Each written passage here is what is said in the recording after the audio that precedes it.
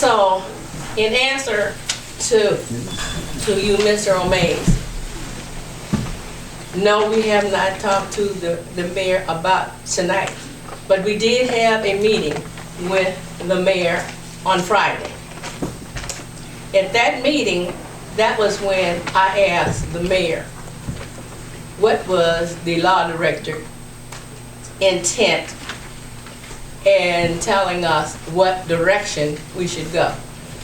If she works for the whole city and not just play acting for the mayor or entertaining other individuals in the administration, then tell us, after you done given us a legal opinion, and that opinion should have been given to the council as to which way we're going.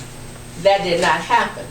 The mayor said, and I quote, "I will make sure that the law director gives you something in writing.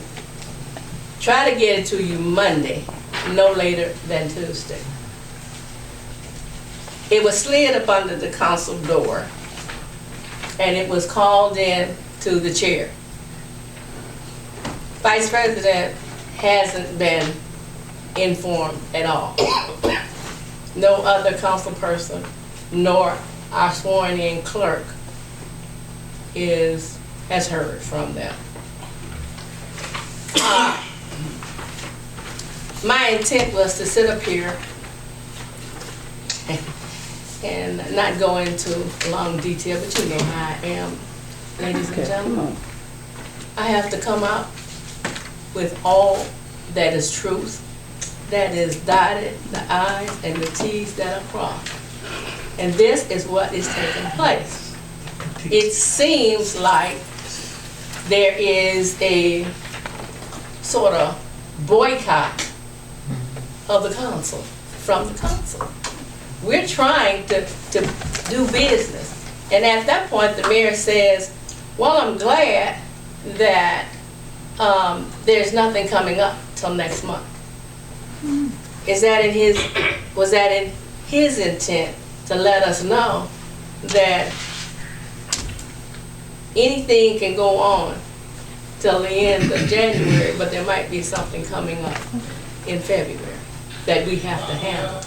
There's nothing. And the budget is passed, and before he meaning the new mayor, became mayor, he was sitting here and the budget was passed. So here we sit trying to do business and take the city forward, and all of this interference, which is it just don't make sense. It just don't make sense.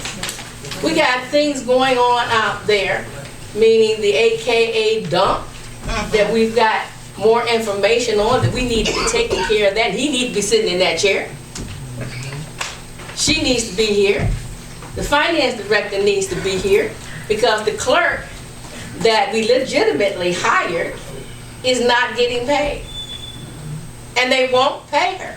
They won't put it in the system. Okay. And in the budget, I'm just being real, in the budget, she has accepted what we put in the budget, what is in the budget. So it's like a swap. Okay? So ladies and gentlemen, I'll be quiet now. I'm going to share a brief perspective on the situation, objectively if I can.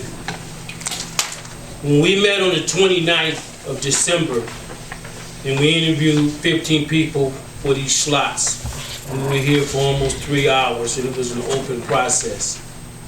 I had met twice, Tuesday and Wednesday, with the law director to what direction this needs to go so we'll go fine. She told me that she would be at the meeting, and I told her we'll go in executive session because we interviewing people. We want people to hear what the other interviewers are saying. And she said she would go upstairs. She called me the council president. I will go upstairs, and when we need you, I'll be upstairs. So we went through the process. We interviewed some great people. We went through that process. We took a break. We got through halfway through interviewing. So I went out in the hallway. There was a lot of people. Some of the people here were there, and I said, well, I need to talk to the law director because I wanted to make sure she was going to be at the conclusion of what we needed to do. She had left. The mayor had left. He was there at the beginning of the meeting. She left without telling the council she was leaving. The mayor left without telling the council he was leaving. Okay.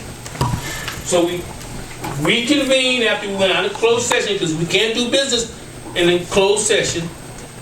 And we came up with the two people. One of the counselors had an issue with one of our individuals about some pending case. And it was stated for the record that as long as you're not convicted of anything, you have a right to, if you're in East Cleveland, you've been here for a year, you have a right to apply for the position. So she left. Okay. For the record, I have called her, this council person, at least 7 times. I've had my clerk try to reach her. She doesn't return calls.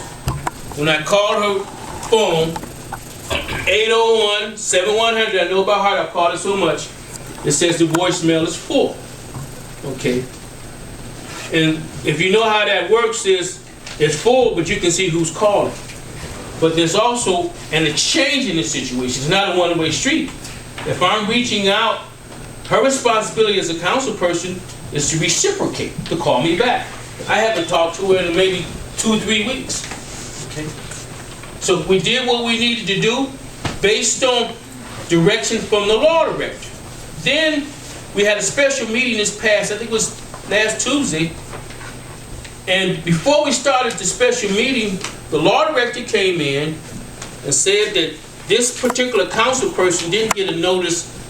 This was around about 6:25 before the meeting started, so it wasn't really on the record. That this particular person didn't get a notice, or wasn't notified, and the meeting was illegal, and she walked out. Now, she didn't stay here to clarify her position.